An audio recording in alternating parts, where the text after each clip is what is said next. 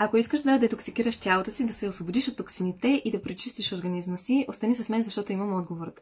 Като клиничен диетолог никой не бих препоръчала поредния детокс чай или хранителна добавка, която обещава магическо пречистване на тялото. А и всъщност отговорът е много по-прост. Нашата лична детокс система се състои от нашите органи, като кожата, белите дробове, стомашно-чревният тракт, както и нашите бъбреци. Те се грижат ежесекундно за отстраняването на отпадъци в нашето тяло.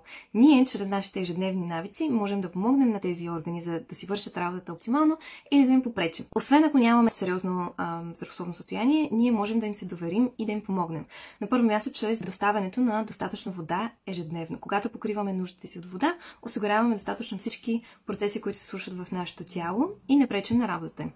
Също така е изключително важно да намалим алкохола до минимум, даже е препоръчително да го изключим, тъй като той сам по себе си е токсин.